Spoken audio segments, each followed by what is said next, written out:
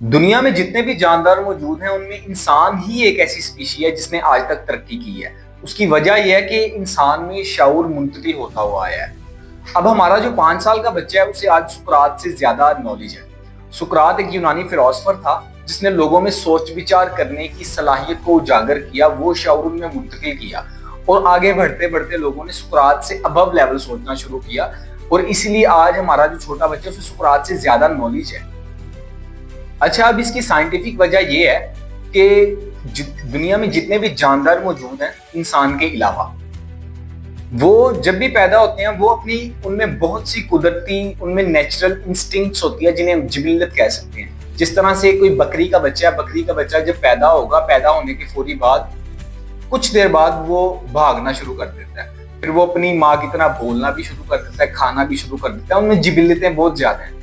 اور اس کا انسان کو پتا ہے اس کا نیچے کا اور اوپر کا کیا لیول ہے۔ اس نے جب پیدا ہونا ہے، پیدا ہونے کی کتنی دیر بعد یہ چلے گا، کتنی دیر بعد یہ بولے گا، کتنی دیر بعد یہ بچہ پیدا کرنے کی صلاحیت اس میں آ جائے گی، اور کتنی دیر بعد یہ مر جائے گا۔ لیکن جو انسان ہے، انسان میں پیدا ہونے کے بعد صرف 2 ہی جبلتیں ہیں۔ ایک انسٹنکٹ ہے، ایک جب اس کے منہ کے اوپر ہاتھ رکھا جائے تو وہ یوں منہ مروڑ کر یوں آگے پیچھے کر کے وہ انگلی منہ میں ڈال لیتا ہے، یعنی کوئی بھی چیز کھانے کے لیے نا۔ اور دوسری اس میں جبلیت ہے کہ جو اس کی غلاظت ہے، جو کچھ وہ کھاتا ہے، وہ جو بلیڈر ہے اس کا ایک غلاظت جمع کرنے کی جگہ، وہاں پہ جب وہ ایک اسپیسیفک سائز سے بڑی ہو جاتی ہے تو وہ آٹومیٹکلی خود ہی وہاں سے وہ غلاظت نکل جاتی ہے، پوٹی پیشاب کی صورت۔ انسان میں قدرتی طور پر صرف یہ 2 ہی جبلتیں پائی جاتی ہیں، جبکہ جو جانور ہیں، جانور میں بہت زیادہ جبلتیں پائی جاتی ہیں، انہیں کوئی چیز سکھانے کی ضرورت نہیں پڑتی۔ انسان ان 2 جبلتوں کے ساتھ آتا ہے، اور باقی انسان نے جو کچھ بننا ہے وہ ڈیپینڈ کرتا ہے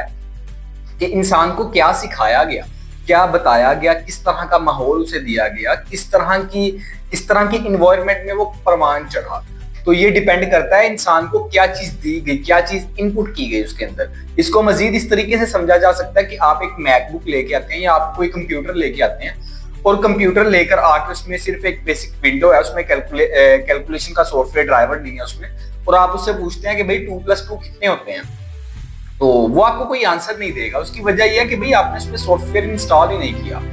تو اسی طرح سے انسان ہے، انسان جب پیدا ہوتا ہے، انسان کے اندر جو چیز آپ فیڈ کریں گے، جو چیز آپ اس میں انسٹال کریں گے، وہ اسی چیز کا جواب دے گا۔ So that is the thing. اچھا، اب ایک بچہ جو کسی بھی گاؤں میں یا کسی شہر میں پیدا ہوتا ہے، اس کا کسی کو نہیں پتا، اس میں صرف 2 جبلتیں موجود ہیں جن کا ہم ذکر کر چکے ہیں۔ اس کے علاوہ کسی کو نہیں پتا کہ بھئی اس نے کیا بننا ہے، آیا یہ محدث بنے گا،